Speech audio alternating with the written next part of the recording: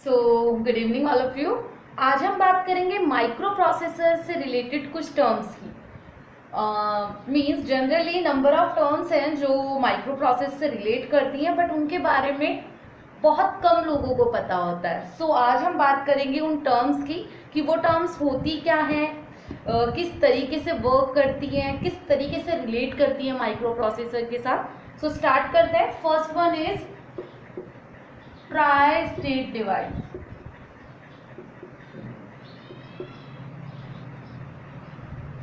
So try state device होता क्या है? सो ट्राई स्टेट डिवाइस में जनरली 3 स्टेट होती हैं। First one is logic 1, second one is logic 0 and third one is high impedance. So basically 3 state पे work करता है। ये 3 state logic 1, logic 0 and high state होती है। सो जनरली जो ट्राई स्टेट डिवाइस है वो एक बफर और इन्वर्टर की तरह बिहेव करता है। बेसिकली हम ये कह सकते हैं कि tri state device just like work as inverter. So basically इसका जो बेसिक सिंबल होता है वो कैसा होता है? सो ये इन्वर्टर की तरह है, तो इसका जो बेसिक सिंबल है वो भी इन्वर्टर जैसा है। So this is an inverter. Here it is a input and this is output. So this is the symbol of inverter. अब बात आती है कि जैसे अगर हम इसको as a tri state inverter ले, तो ट्राई स्टेट इन्वर्टर में या तो ये एक्टिव हाई कंडीशन पे वर्क करेगा या एक्टिव लो कंडीशन पे वर्क करेगा। सो वो मैं आपको बताती हूँ कि एक्टिव हाई में और एक्टिव लो में किस तरीके से रिप्रेजेंट होता है। सो बेसिकली अगर हमें एक्टिव हाई की बात कर रहे हैं, तो देखिए ये हमारा हो गया इन्वर्टर। इस इन्वर्टर से एक इनेबल ब्रांच और शो होती है। सो ये enable, that is input and this one is output. So this is the try state inverter for active high condition. So this is the active high tri state inverter. इसी तरीके से मान के चलिए आपके पास एक्टिव लो कंडीशन के लिए try state inverter की बात की जाए, तो एक्टिव लो के लिए क्या होता है, यहाँ पर इस इनेबल ब्रांच पर एक बबल कनेक्ट कर दिया जाता है इस तरीके से। सो यहाँ पर ये बबल कनेक्ट करने के बाद ये as an active low tri state inverter की तरह बिहेव करती है। सो बेसिकली आपको जो ध्यान रखना है वो ये ध्यान रखना है कि जो ट्राई स्टेट डिवाइस है वो 3 स्टेट पे वर्क करती है, logic 1, logic 0 and high impedance. Basically inverter की तरह परफॉर्म करने की वजह से इसका सिंबल भी इन्वर्टर जैसा होता है। जनरली जो ट्राई स्टेट डिवाइस है उसके सिंबल को एक्टिव लो और एक्टिव हाई कंडीशन के थ्रू भी डिफाइन किया जाता है। तो एक्टिव लो के लिए इनेबल पिन विद बबल लगी होती है एंड एक्टिव हाई के लिए इनेबल पिन पे बबल नहीं होता है। So these are the symbol of active low tri state inverter. And if अगर ये बबल को हटा दिया जाए तो ये हो जाएगा active high tri state inverter. So ये होती है हमारी ट्राई स्टेट डिवाइस की सिंबल।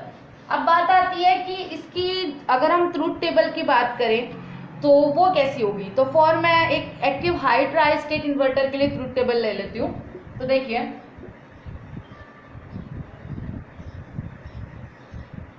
तो यहाँ पर एक पिन है, एक मैंने जो कॉलम बनाया वो इनेबल का है, दूसरा है इनपुट का and third one is for output.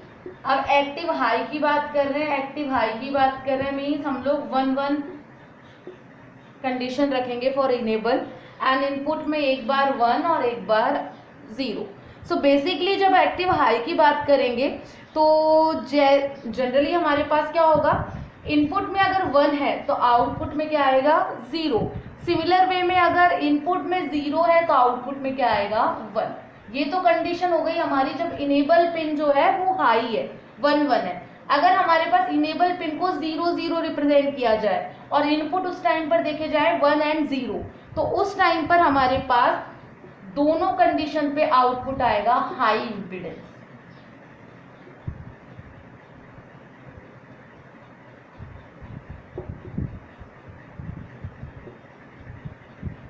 So basically जब इनेबल पिन हमारी 1 1 रिप्रेजेंट हो रही है तो उस टाइम पर इनपुट 1 होने पर आउटपुट 0 होगा और इनपुट 0 होने पर आउटपुट 1 होगा। और जब हमारे पास इनेबल पिन 0 0 है तो इनपुट 1 होने पर हाई इम्पीडेंस एंड इनपुट 0 होने पर भी output as represented as high impedance condition. So basically ये जो ट्रुथ टेबल है वो tri state active high condition के लिए है। सो इसी तरीके से आप tri state device active low के लिए भी रिप्रेजेंट कर सकते हैं एंड इसको आप नोट डाउन कर लीजिएगा। ये active high tri state inverter है, inverter. So basically active high की ये ट्रुथ टेबल है। तो हम क्या कह सकते हैं, जो ट्राई स्टेट डिवाइस है, ट्राई स्टेट डिवाइस में अगर हमारा इनेबल लाइन एक्टिव है, इनेबल लाइन एक्टिव होने पर हमारा जो ट्राई स्टेट डिवाइस है वो जिस तरीके से ऑर्डिनरी लॉजिक डिवाइस वर्क करते हैं वैसे के वैसे ही फंक्शन परफॉर्म करेगा। और अगर हमारा इनेबल लाइन डिसेबल है तो बेसिकली हमारा जो लॉजिक डिवाइस है वो हाई इम्पीडेंस कंडीशन पर पहुंच जाएगा। So these are the conditions for tri state device. अब अगली बात करते हैं हम बफर की। Next term is buffer.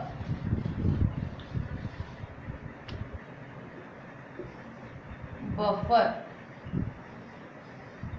अब बफर क्या होता है? सो बफर जनरली एक लॉजिक सर्किट है जो कि क्या करता है, पावर और करंट को एम्पलीफाई करने का काम करता है। So basically we can say that a buffer is a logic circuit that amplify the current और पावर। सो अगर हम बात करें तो generally it is used for a driving capability of a logic circuit. अब ड्राइविंग कैपेबिलिटी के लिए use होता है जनरली बेसिक, जैसे मैंने बोला है कि it is use to change the driving capability of a logic circuit. Means किसी भी लॉजिक सर्किट की ड्राइविंग कैपेबिलिटी को चेंज करने के लिए भी हम क्या यूज करते हैं, बफर यूज करते हैं। तो उस टाइम पे इस बफर को हम लोग एज अ ड्राइवर भी इंडिकेट कर सकते हैं। मीन्स अगर बफर करंट और पावर को एम्पलीफाई करने के लिए काम में आ रहा है किसी भी लॉजिक सर्किट में, देन एज एन बफर ही इसको बोला जाएगा। बट ये किसी भी लॉजिक सर्किट की ड्राइविंग कैपेबिलिटी को चेंज कर रहा है, then it is known as driver. So basically जो बफर होता है वो रिप्रेजेंट कैसे होता है तो वो मैं आपको बताती हूँ। सो बफर का जो रिप्रेजेंटेशन होता है वो कुछ ऐसा होता है, जैसे इन्वर्टर में तो हमारे आगे एक बबल लगा होता है इस सिंबल के आगे, बट यहाँ पर कोई बबल नहीं होता, ये इनपुट को इंडिकेट करता है और ये आउटपुट को। तो जनरली ये है एक बफर। अब बात आती है कि बफर में भी एक्टिव हाई और एक्टिव लो कंडीशन होती हैं। तो एक्टिव हाई के लिए किस तरीके से दिखाई देता है, एक्टिव लो के लिए किस तरीके से होता है, तो वो मैं आपको बताती हूँ। तो एक्टिव हाई के लिए बफर कैसा होता है, वही enable pin that is input and this one is output. So ये है हमारी condition for active high. So active high के लिए जो बफर है वो इस तरीके से दिखाई देता है। तो अगर मान के चलिए हम इसको एक्टिव लो से रिप्रेजेंट करना चाहें तो इस इनेबल पिन पर एक बबल आप लगा सकते हैं।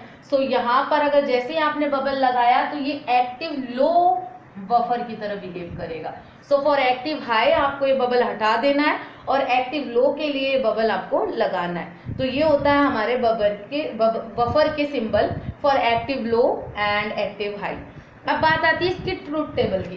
तो ट्रुथ टेबल में एक्टिव लो के लिए ही बना देती हूँ। तो एक्टिव लो के लिए वही हमारे पास ये इनेबल,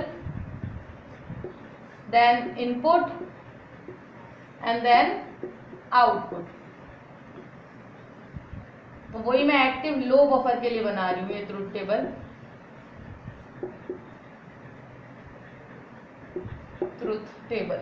सो बेसिकली हमारे पास देखते हैं कंडीशंस क्या क्या होती हैं।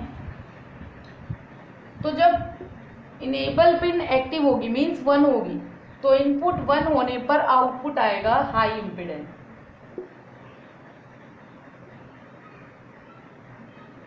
सिमिलर वे में जब इनेबल पिन तो 1 हो लेकिन इनपुट 0 हो तो भी आउटपुट क्या आएगा, हाई इम्पीडेंस। उसके बाद बात करते हैं 0 पर। जब इनेबल पिन 0 हो और इनपुट 1 हो तो आउटपुट आएगा 1। एंड जब इनेबल पिन 0 है और इनपुट 0 है तो आउटपुट आएगा 0। सो ये जो ट्रुथ टेबल है वो एक्टिव लो बफर के लिए है. सो बेसिकली हम क्या कह सकते हैं, अ tri state buffer if enabled then it provides the same logic level of the output as that of the input. If that is basically we can say that if input is at logic 1 then it provides the logic 1 at the output. So this is the buffer for active low and this is the truth table for active low buffer. So now हम अब next term के बारे में बात करते हैं कि next term कौन सी है और वो किस तरीके से काम में ली जाती है. तो जो नेक्स्ट टर्म हम बात करेंगे वो होती है लैच. सो लैच क्या होता है, फ्लिप फ्लॉप तो सबने पढ़ा है, लेकिन लैच क्या होता है. सो लैच की बात करते हैं. Third one is latch. So latch होता क्या है. So generally we can say that it is commonly used to interface the output device with microprocessor. Means basically ये use क्यों किया जाता है for interfacing of output device with microprocessor and it is an 8-bit latch. So basically it comprise of transparent latch D flip flop. So basically अब हम बात करते हैं मेमोरी. अब मेमोरी मैनेजमेंट पढ़ना है हमको. सो पहले तो आपको ये पता होना चाहिए कि मेमोरी होती कितने टाइप्स की. मेमोरी के बारे में पता सबको है बट ये नहीं पता है कि कितने टाइप्स के होते हैं, किस तरीके से वर्क करते हैं. सो मेमोरी 2 पार्ट्स में डिवाइडेड है. First one is primary memory and second one is secondary memory.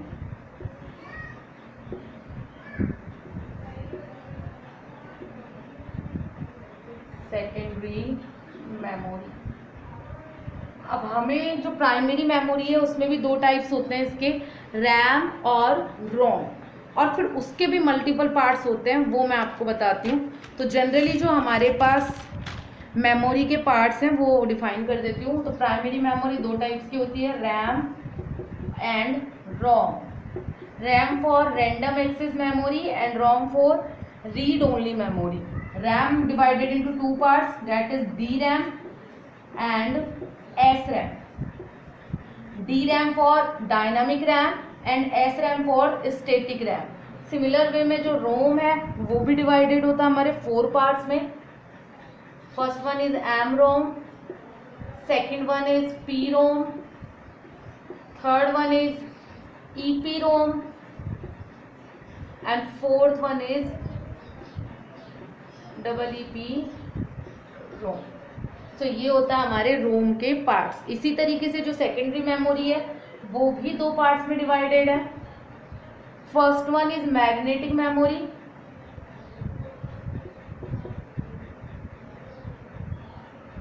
And second one is optical memory.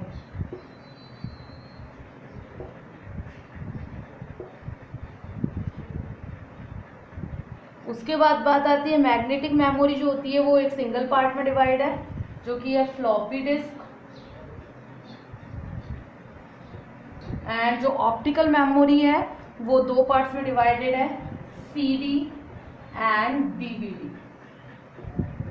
सो ये है फर्स्टली हमारा मेमोरी मैनेजमेंट कि मेमोरी को कितने पार्ट्स में डिवाइड किया गया है, किस तरीके से वो शो होती है, ये पूरा मैनेजमेंट यहाँ पर शो हुआ है. अब हम बात करते हैं इनके बारे में कि ये होती क्या है. नाउ हम बात करेंगे प्राइमरी मेमोरी से रैम की. RAM is stand for random access memory. अब ये 2 पार्ट में डिवाइडेड है, DRAM और SRAM. तो DRAM क्या होता है पहले मैं वो बताती हूँ एंड देन SRAM क्या होता है वो बताती हूँ. चलिए पहले मैं लिख देती हूँ. First one is SRAM. SRAM के बारे में पहले बात कर लेते हैं. So SRAM is stands for static RAM and the word static means the memory retain its content as long as power remains applied. So basically the word static means that the memory retains its content as long as power remains applied.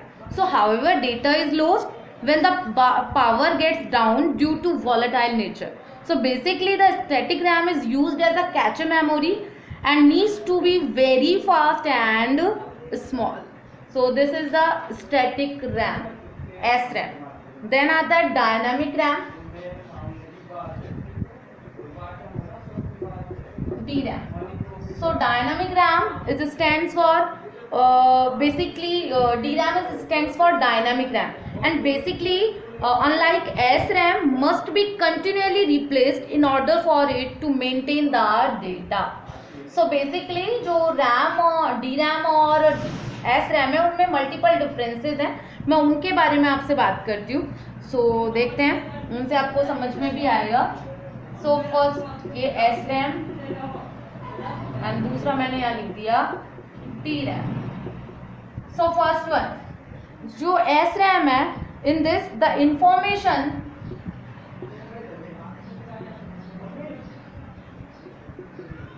is stored as a voltage level in the flip-flop.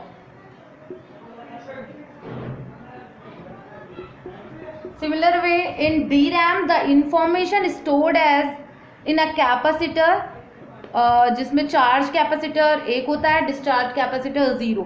So basically in this the information is stored in capacitor.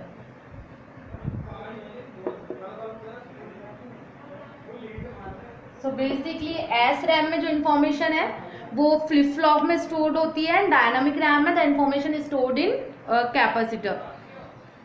Then बात आती है कि जो static RAM है उसमें space कितना होता है. सो स्टैटिक रैम में ज़्यादा स्पेस होता है, बेसिकली इसको मोर स्पेस की रिक्वायरमेंट होती है.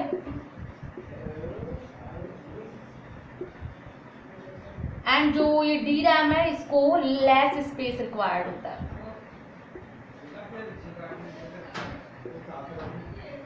फिर आता है थर्ड वन हमारे पास, ये किस तरीके स्टैटिक रैम है जो फास्ट है या स्लो है. तो स्टैटिक रैम जो होता है वो फास्ट है, एंड जो DRAM है वो थोड़ा स्लो प्रोसेस करता है. सिमिलर वे में जो SRAM है वो एक्सपेंसिव आता है, DRAM चीप है.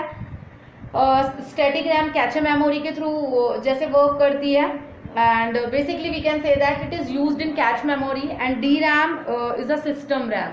So basically these are the difference between SRAM and DRAM. इसी तरीके से बात आती है रोम की. तो रोम में मैंने आपको 4 पार्ट्स बताए, MROM, PROM, इसके अलावा EPROM एंड EEPROM. तो इनके मैं आपको फुल फॉर्म बता देती हूँ क्योंकि ये आपके फुल फॉर्म आपको ध्यान रखना जरूरी है. MROM का मतलब होता है mask read only memory. PROM means programmable read only memory. EPROM means erasable and programmable read only memory. And EEPROM का मतलब है electrically erasable and programmable read only memory. Electrically erasable and programmable read only memory. EPROM में erasable and programmable read only memory. PROM programmable read only memory. And similar way में MROM mask read only memory. So आपको ये चीज़ें ध्यान रखनी है क्योंकि micro processor में बहुत रिलेट करती हैं, तो इनकी नॉलेज होना बहुत ज़रूरी है. इफ इनसे रिलेटेड आपको कोई भी क्वेरी है तो आप मुझसे पूछ सकते हैं अपनी ऑनलाइन लेक्चर में. सो तब तक के लिए थैंक यू. बाकी हम नेक्स्ट क्लास में पढ़ेंगे. Thank you.